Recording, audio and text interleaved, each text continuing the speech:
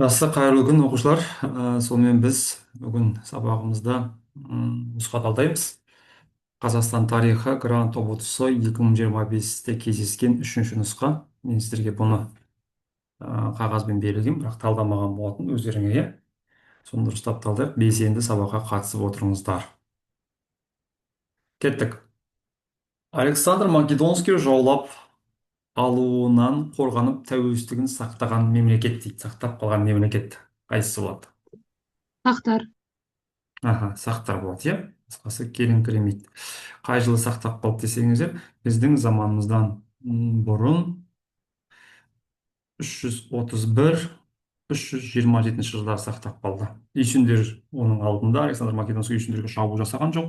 Кейінірек қаналарға жасаған жоқ, сарматтарға жоқ. Ал үйсіндер мен қаналар көбінесе ғұндармен, қытайлармен соғысып отырды, иә. Салматтар көбінесе грек мәдениетіне қарай жақын болды. Келесі 1734 жылы құрылған қазақ жерін зерттейтін қырғыз қайсақ экспедициясының жетекшісі. Кирилл. Кириллов деген болады, иә. Әбілқайыр ханға арнайы барады. Сөйтіп Кириллов экспедициясы деген болады. Бізде көбінесе сәйкестендіруде былай кездесіп жүр. 1731 жылғы оқиға Тевкелевтің Әбілқайыр ханға келуі, кіші жүз Ресейдің Ресейге қосылуы, 1734 жылы қырғыз қайсақ экспедициясының болуы, 1734 жылы және 1740 жылы орта жүздің Ресейге қосылуы деп кездесіп жүр. Гросс, Янушкевич, Зарецкий тақырыптары біз 19 ғасыр тақырыбында өтеміз. Бұлар қазақ жерін зерттеген поляктың зерттеушілері, көбісі декабристер болды.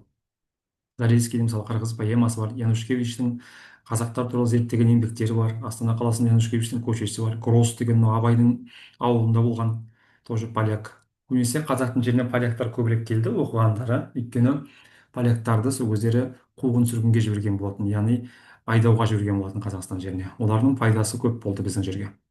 Келесі Түркістан қазақ хандығының астанасы болды. Кімнің кезінде? Есім хан. Есім ханның кезінде болады, иә. Есім ханның билік еткен тұстары бізде 1598 1628 жылдары 30 жыл билік етті, иә. Керей ханның тұсында бізде енді 18 ғасырдың алғаш 15 ғасырдың екінші жартысы болды. Тәуке ханның билік еткен тұстары бізде 1680 1715 жылдары болды. Қасым хан бізде 1511 1518 жылдары болды. Кейбір деректерде 23 жыл.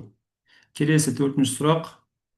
Құрбанғали Халидтің қазақ халқының тарихын зерттеуде құнды дерек саналған еңбегі дейді. Тарихымызға. Дұрыс. Тауарих Хамса. Ұбтта жиі кездесіп жүр осы сұрақ. Сарыарқа кімдікі дейді. Бұл Мәскеу Жүсіп Көпеевтікі. Мұсылмандық шартымен үш анық кімдікі? Шәкәрім Құдайбердіұлы.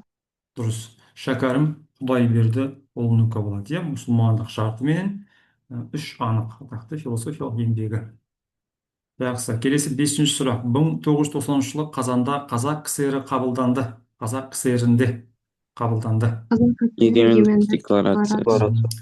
Қазақ КСР егемендік декларациясы қабылданады. Сауат жою бөлімшесінің бастау жарлығы дейді, бұндай болған. Сауатсыздықты бастау жарлығы бізде Ленин қол қояды. Ол 1920 или 21 жылдары қателеспесем. Бірыңғай мектеп жарғысы да сол 20 жылдары болады. Сауат жойсын Қазақстан бөлімшесі жұмысын бастады сол 20 жылдар Лениннің кезінде басталады. Жылдарын нақтылап тақырыптарды өткен кездері анықтармыз. Келесі Абылай ханның жүргізген саясаты. Бір орталықтан басқарылатын мемлекет құрды. Дұрыс. Бір орталықтан басқарылатын мемлекет құрды.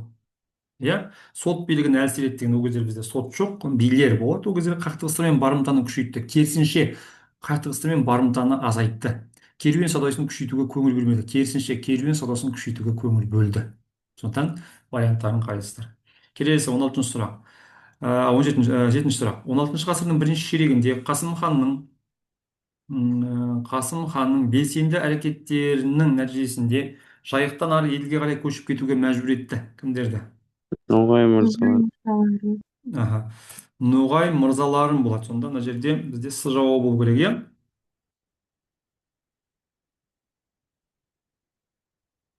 Ноғай мырзаларын көшуге мәжбүр етті. Бізде да. Шайбандықтарды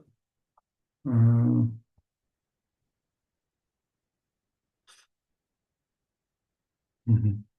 Шайбандықтарды келмейді. Шайбандықтар бізде Орта Азияға кетіп қалады. Келесі 8. Есет Көтібарұлының көтерілісіне қатысты оқиғаларды хронологиялық реттілігімен қойыңыз дейді. Ал қойып көрейік.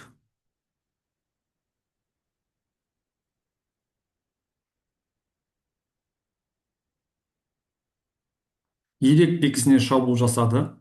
Жем өзені бойында жазалаушы әскерге шабуыл бір жасады. екі үш Ресей империясының бейбіт келісімін. Аха. Сонда бар ғой, мына ретімен тұр. 1-2-3. Осы көп келісіп жүр. Келесі 9. 9 ғасырдың ортасына қарай шығыста Алтайдан, батыста Жайыққа дейінгі тайпаларды біріктірді. Қимақтар. Дұрыс. Қимақтар біріктіреді, иә? Мгм. Қимақтардың хронологиясы 9-11 ғасыр. Оғыздардікі 9 ғасырдың соңы, 11 ғасырдың ортасы. Қарлұқтардікі 756, 940, Қыпшақтардікі 11-13 ғасыр. Ақпан төңкерісінен кейінгі орын алды дейді. қос өкімет. Қос үкімет. Жақсы. Асқарбек Аташ, қос үкімет дегеніміз не ол? Кімдер ол? Уақытша үкімет пен қазір айтамын. Кеңес үкіметі. Иә? Уақытша үкімет және кеңес үкіметінің Кеңес үкіметін былай деп атаймыз, иә, бас кезінде жұмысшы солдат басқаша тұрады. депутаттарының кеңесі дейміз. Мгм. Мгм. Енді осы қос үкімет кезінде қайсысы бастысы болды?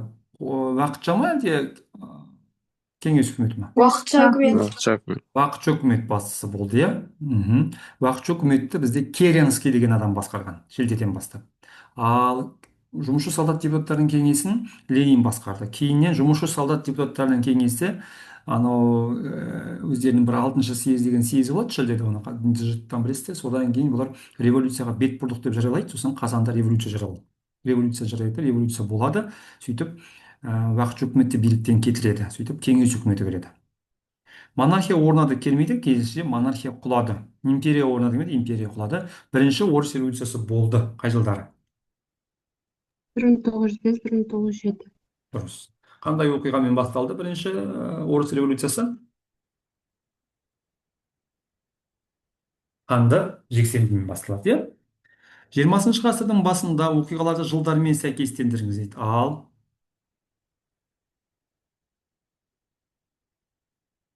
Қырғыз АКС құрылды 1920 жылы.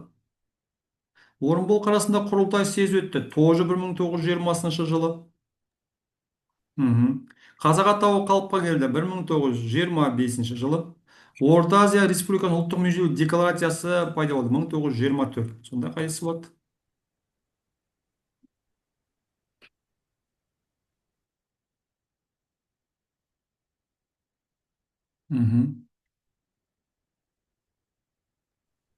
Екіншісі ма?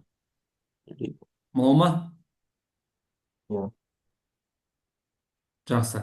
Сонда 1920-26 тамызда қазақ КСР құрылады. Ал Орынбор қаласында құрылтай съезі өтті 1920 жыл 4-12 қазан ба? Төртіншісі болады ғой. 1А, 2Б, 3. Үшті болып тұр ғой. Онда Үшінші бір ғой? Б. Үшісі ғой. 25 болып Үшісі тұр ма? ғой. Иә, сонда дұрыс. Осы. Иә.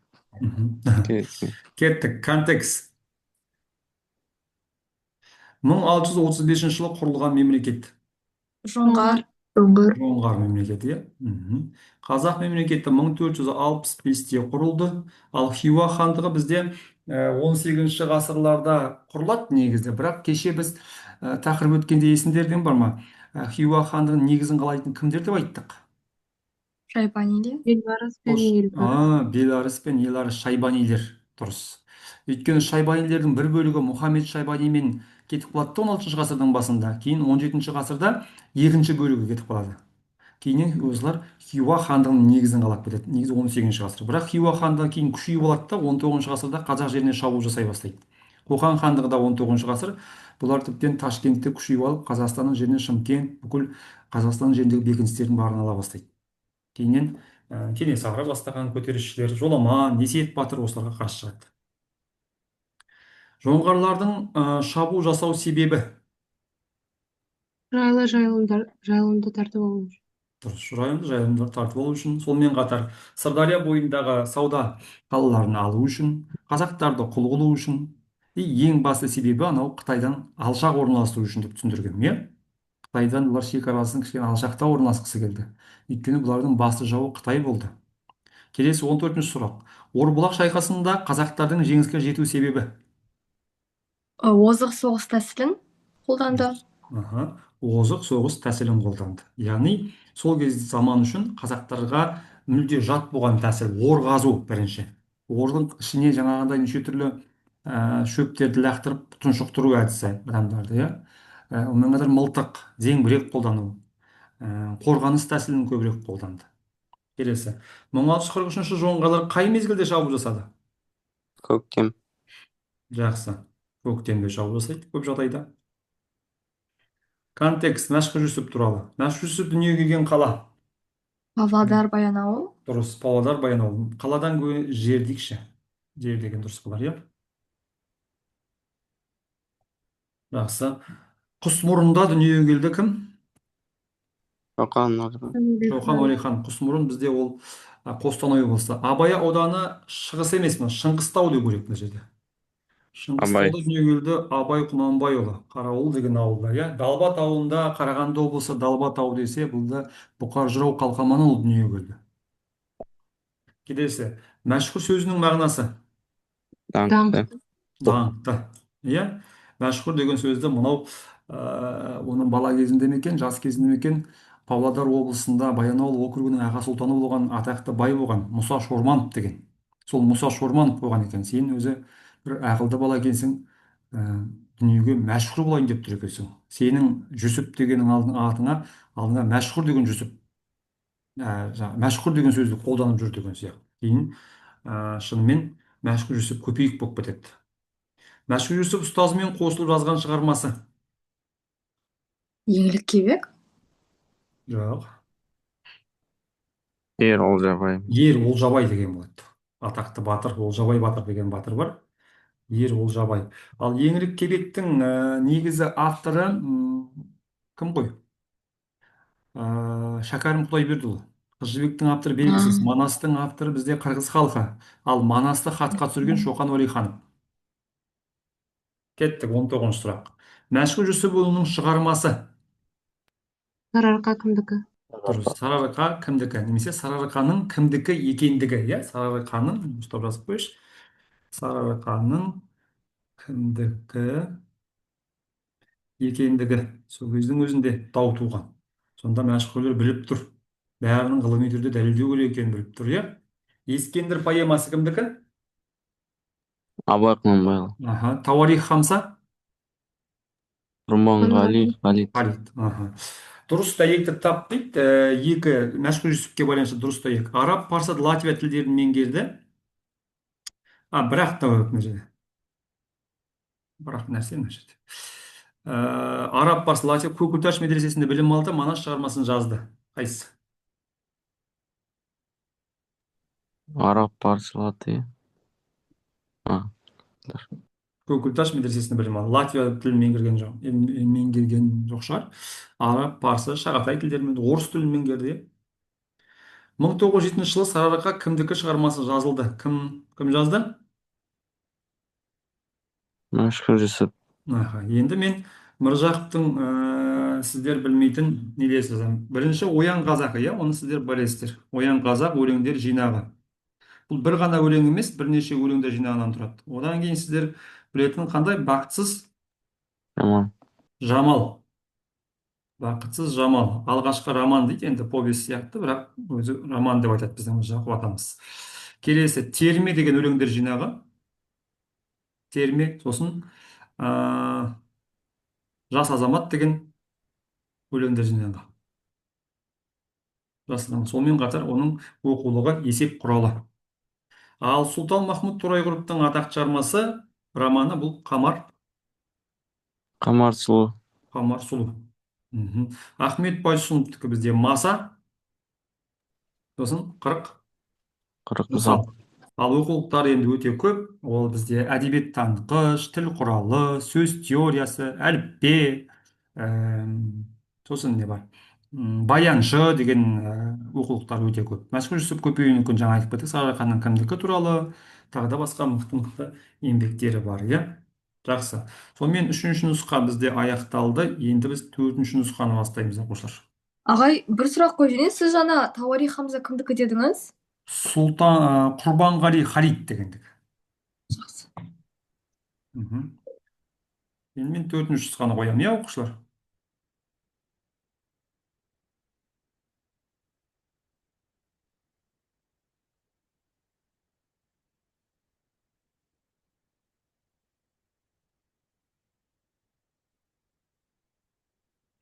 Время запись только мною.